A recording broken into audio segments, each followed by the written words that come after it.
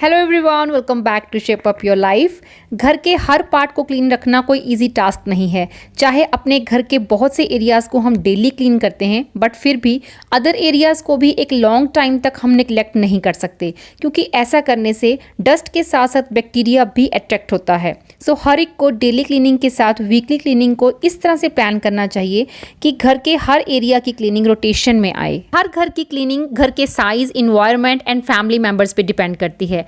And today I am going to share my weekly cleaning routine. मेरे daily cleaning hours में 1.5 hour morning का and half hour evening का होता है as per requirement. So मैंने Monday to Sunday daily cleaning के साथ कुछ ऐसे एरियाज़ की क्लीनिंग को कंबाइन किया है जो मैं डेली नहीं कर सकती। वीकली क्लीनिंग के लिए अगर मुझे डेली का कोई एक पार्ट स्किप करना पड़े तो मैं करती हूँ according to time and requirement. तो let's start from Monday.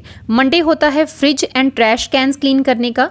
Fridge की डीप क्लीनिंग तो नहीं, बट क्योंकि संडे इवनिंग में मेरी वीकली वेजिटेबल्स की शॉपिंग होती है, सो मंडे को फ्रिज की बास्केट क्लीन करने के साथ साथ मैट्स भी चेंज कर देती हूँ। वेजिटेबल बास्केट को विनेगर स्प्रे के साथ ही क्लीन किया जा सकता है, क्योंकि मैं वेजिस को हमेशा क्लीन एंड ड्राई करके ही स्टोर करती हूँ। सो बास्केट को एवरी वीक वॉश करने की ज़रूरत नहीं होती, और जब डर्ट ज़्यादा हो या स्टेन नज़र आए तो मैं उसे वॉश कर लेती हूँ। वेजिस को मैं कैसे क्लीन एंड ड्राई करके स्टोर करती हूँ, उस वीडियो का लिंक आपको डिस्क्रिप्शन बॉक्स में मिल जाएगा।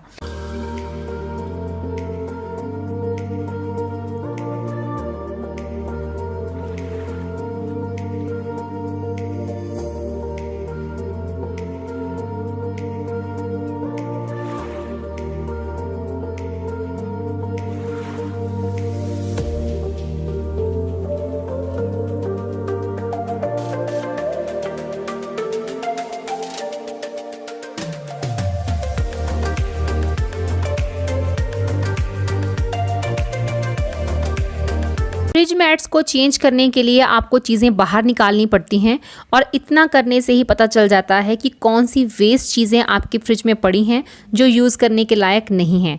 सो इस तरह करने से बिना ज़्यादा एफर्ट के एवरी वीक आपके फ्रिज की क्लीनिंग हो जाती है।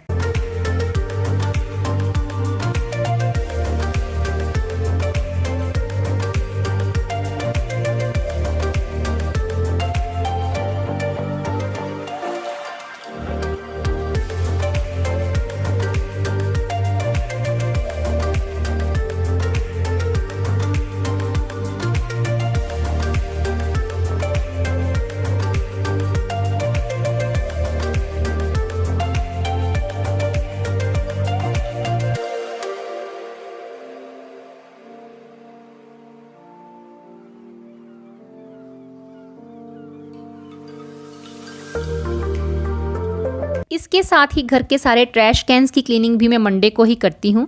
ये किचन का ट्रैश कैन है, जिसमें गार्बेज बैग लगाने के अलावा मैं इस तरह से एक न्यूज़पेपर बॉटम में लगा के रखती हूँ, और वीक में एक बार इसे अच्छे से वॉश कर देती हूँ।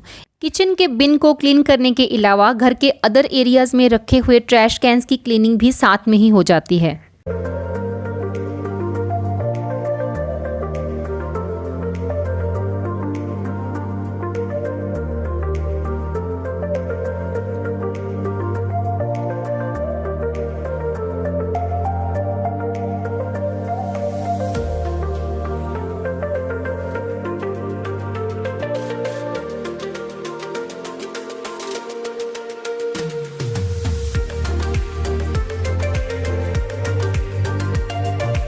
ट्यूसडे को टर्न आती है घर को वैक्यूम क्लीनर से क्लीन करने की। वीक में एक बार घर के सारे मैट्स, रग्स को मैं वैक्यूम कर देती हूँ। इसके अलावा अदर रिक्वायर्ड एरियाज़ को भी इससे ही क्लीन करती हूँ, क्योंकि ये डर्ट और डस्ट को रिमूव करने के साथ साथ पेट हेयर को भी रिमूव करता है, और वैक्यूम करने से घर की हवा काफ़ी हद तक क्लीन हो जाती है।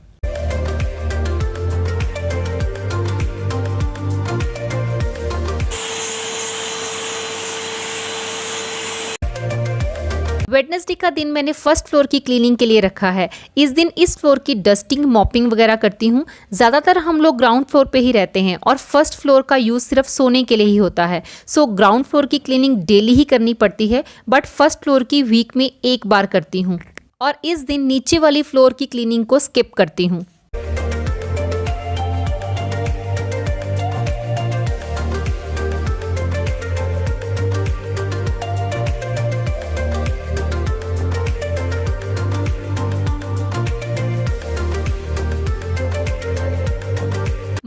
और डस्टिंग के साथ साथ रेलिंग को भी क्लीन कर देती हूँ, क्योंकि ऊपर नीचे जाते वक्त हाथ लगने से इस पे काफ़ी डर्ट और स्टेन्स नज़र आने लगते हैं।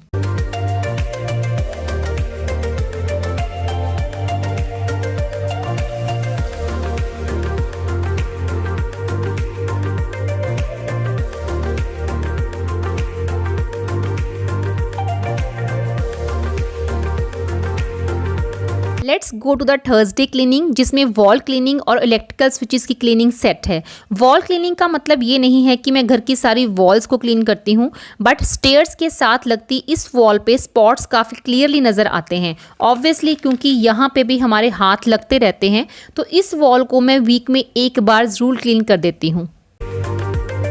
एक बार डिटर्जेंट के साथ और सेकेंड टाइम क्लीन वाटर के साथ एक एक वाइप कर देने से ही वॉल बिल्कुल क्लीन हो जाती है।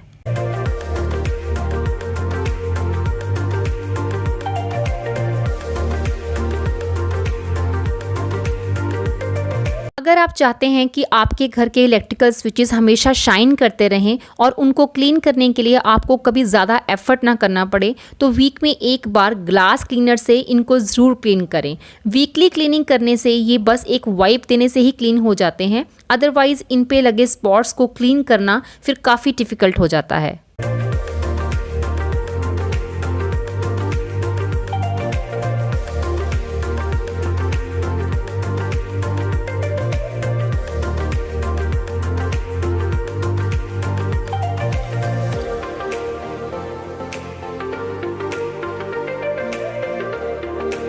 फ्राइडे की वीकली क्लीनिंग मैं इवनिंग में ही करती हूँ, विच इज़ क्लॉजेट क्लीनिंग। यहाँ क्लॉजेट क्लीनिंग से मेरा मतलब क्लॉजेट की डीप क्लीनिंग से नहीं है, बट चीज़ें उठाते वक्त जो थोड़ा बहुत मेस हो जाता है उनको मैं साथ साथ ऑर्गेनाइज करने की कोशिश करती हूँ, ताकि कहीं क्लॉजेट में इस तरह से पाइल ना बन जाएं जिन्हें देखते ही घबराहट होने लगे और उसे क्लीन करने का मन भी ना करे।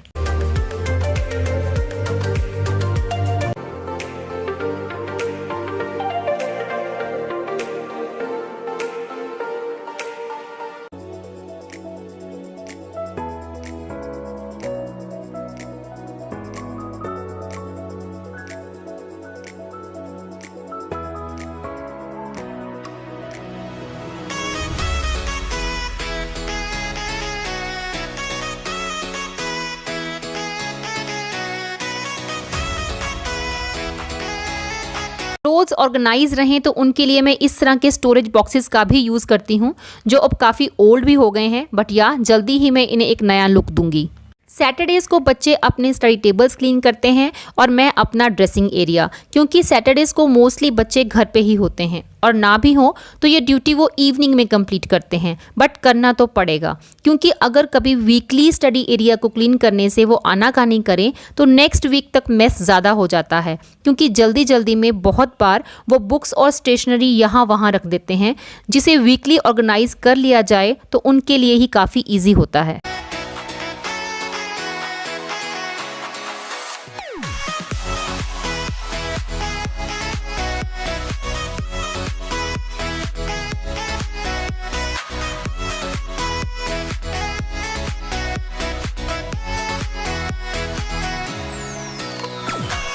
इसी तरह से जल्दी जल्दी में कई बार मैं भी अपना कॉस्मेटिक यहाँ से वहाँ रख देती हूँ, तो वीक में एक बार सारी चीज़ों को फिर से ऑर्गेनाइज करके इस एरिया की क्लीनिंग भी कर देती हूँ। और ये भी एक ऐसा काम है जो आप दिन के किसी भी वक्त कर सकते हैं। ये सारी तो वो क्लीनिंग्स हैं जो वीकली मुझे करनी ही हैं। इसके अलावा घर की ऐसी बहुत सी चीज़ें और एरियाज़ होते हैं जिनको 10 से 15 दिन में एक बार क्लीन कर ही लेना चाहिए।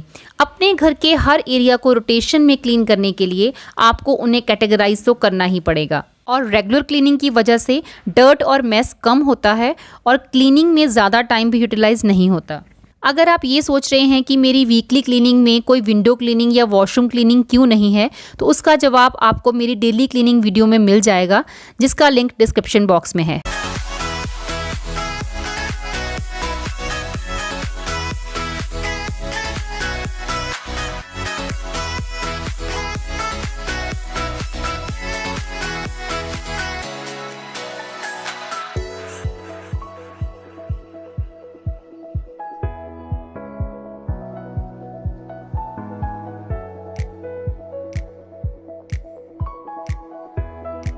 और बेड साइड टेबल पे रखे पेपर्स को डिक्लटर करना और बुक्स और डायरीज को ऑर्गेनाइज करके रखना भी साथ ही हो जाता है।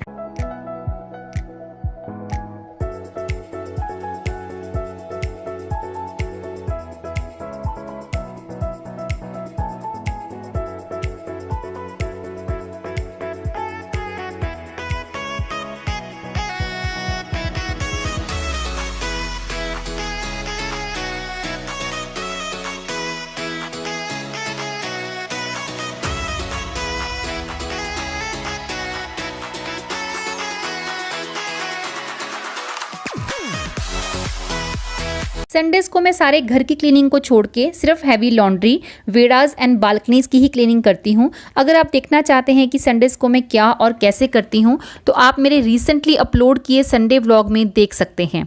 आज की वीडियो में बस इतना ही। See you in the next video. Till then bye, take care and stay healthy.